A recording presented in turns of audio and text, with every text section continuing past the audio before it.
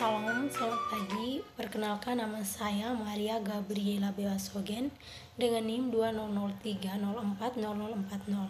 Saya dari Prodi Ilmu Politik semester 6, konsentrasi Pasifik Selatan. Pada video kali ini, saya akan menjelaskan tentang perkembangan politik di negara kawasan Pasifik Selatan dan bagaimana dinamika politik di negara-negara yang memiliki pengaruh besar di kawasan Pasifik Selatan. Tujuan saya membuat video ini untuk memenuhi tugas UTS mata kuliah kekuatan politik di kawasan Pasifik Selatan. Yang pertama, saya menjelaskan perkembangan politik di negara-negara kawasan Pasifik Selatan. Kawasan Pasifik Selatan semakin berkembang dalam beberapa tahun belakangan ini.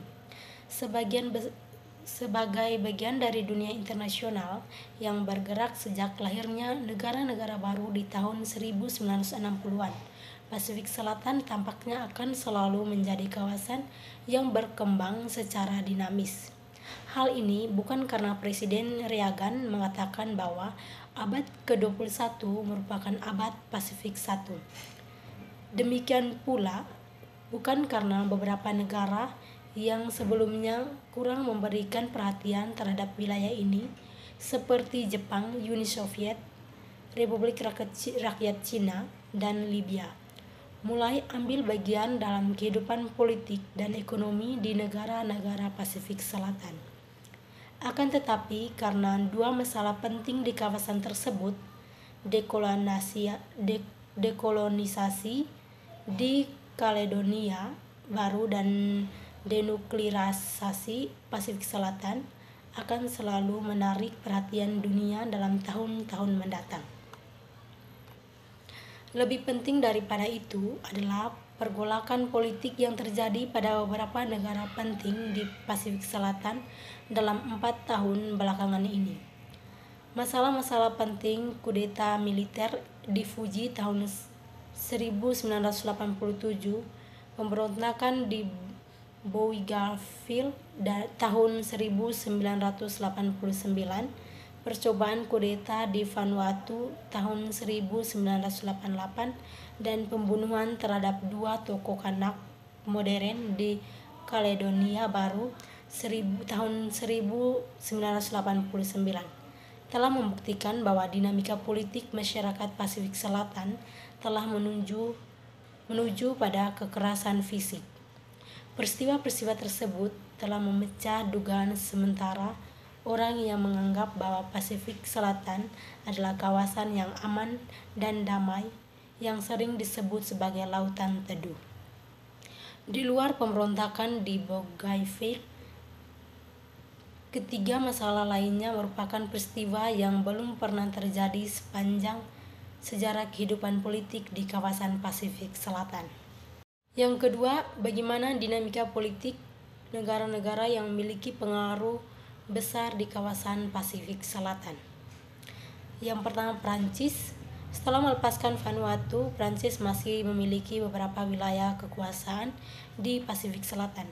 Wilayah tersebut adalah Kaledonia Baru, Polinesia Prancis, serta Wallis Futuna. Penyebab tertundanya kemerdekaan di wilayah-wilayah tersebut adalah karena masih adanya kepentingan Prancis dan keengganan masyarakat untuk melepas dari Prancis. Pemerintah Polinesia Prancis mengatur hampir seluruh hubungan dalam negeri, termasuk peraturan penangkapan ikan, pertambangan, dan kegiatan pelayaran, komunikasi dan penyiaran, perpajakan, pendidikan, dan juga kesehatan, di mana sistem pelayanan kesehatan Polinesia Prancis merupakan yang terbaik di Kepulauan Pasifik, yang sebagian besar dananya didapatkan dari bantuan Prancis. Yang kedua, Amerika Serikat. Amerika Serikat melakukan negosiasi kemerdekaan di wilayah kolonial di Pasifik Selatan sampai lebih dari 20 tahun, yaitu dari tahun 1960-an sampai dengan tahun 1980-an. Kebijakan dekolonisasi Amerika Serikat di wilayah Pasifik Selatan juga terkait dengan kepentingan-kepentingan strategisnya, seperti Pangkalan Angkatan Laut Amerika Serikat yang telah menjadi bagian dari Amerika Serikat sejak tahun 1950-an, pertimbangan pertahanan dan keamanan lainnya yang dapat kita lihat pada proses kemerdekaan Kepulauan Marshall atau gabungan Pulau Yap, Truk, Ponape, dan Kosrae yang diberikan dengan syarat-syarat tertentu seperti pelepasan hak-hak mereka untuk mengendalikan masalah pertahanan. Sebagai gantinya, hak tersebut secara penuh diberikan kepada Amerika Serikat, yaitu dengan memiliki pangkalan-pangkalan militer termasuk penyimpanan senjata nuklir. Perekonomian Kepulauan Mariana Utara bertumpu pada pariwisata selain dari bantuan ekonomi dari negara induknya Amerika Serikat. Industri pariwisata yang besar sehingga membuat penduduk yang menganggur berkurang. Pengunjung kepulauan ini kebanyakan berasal dari Jepang dan Korea.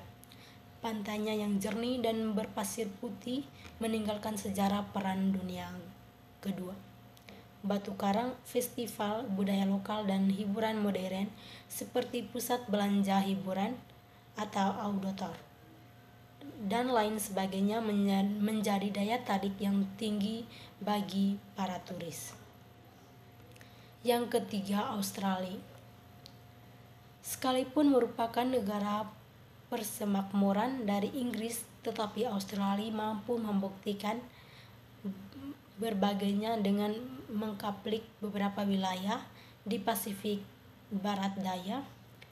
Australia tergolong dengan negara makmur. Sebagai negara yang makmur, Australia mampu mengayomi negara-negara satelitnya, salah satunya dengan memberikan bantuan dana sebagai bentuk sokongan atas ekonomi negara-negara kolonialnya.